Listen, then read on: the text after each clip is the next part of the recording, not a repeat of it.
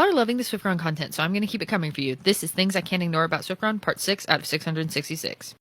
Everything Has Changed was long thought to be the first SwiftGround song until we found out about Run. So now it's the second SwiftGround song. But what is so incredible about this song that simply can't be ignored is that it cannot be about any of the male muses Taylor tries to ascribe it to. The interesting thing about a lot of 1989 and Red songs is we know exactly when they were written, so we know if they can or cannot be feasibly attributed to any of Taylor's boyfriends because we know when she was dating them. Everything Has Changed is no exception. We have her on camera telling us exactly when it was written here. Well, What just happened? we wrote several times, and the first time that we wrote, we sat in a hotel room in, I think, like, Arizona, and then decided to write again, like, a couple weeks later at my house in LA. And I was like, by the way, do you like this pre-chorus? I just want to know, you better know. And then we just started, like, writing the song. A couple weeks after she met Ed would have been early June. This is after the first alleged breakup with Harry, but before she met Connor Kennedy. Connor would have been a 17-year-old junior in high school when this song was written, and if it's about him, we have bigger problems.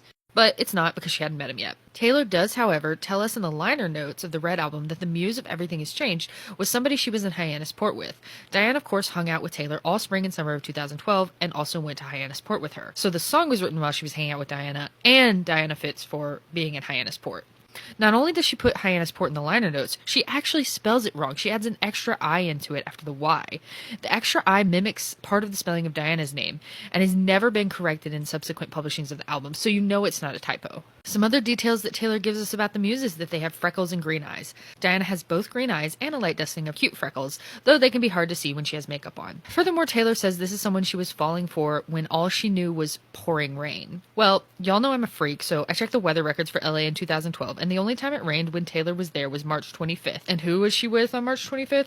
That's right, she was with Diana on the first SwiftGround solo hang that we know of, going to see a Sunday matinee as it poured rain. Furthermore, the butterflies referenced in the song could be a reference back to Diana's tattoo she got for a book called Hope for Flowers, which is about a butterfly and a caterpillar. And, by the way, this is one of the tattoos she got removed after Wonderland came out. Go watch my Wonderland video for more on that. The lyric Meet Me There Tonight is of note as well, since the night Taylor first wrote with Ed, on May 15th, she did go have dinner with Diana that night. And of course, Diana couldn't help but tweet about the song, even though another song on the album, 22, was literally dedicated to her.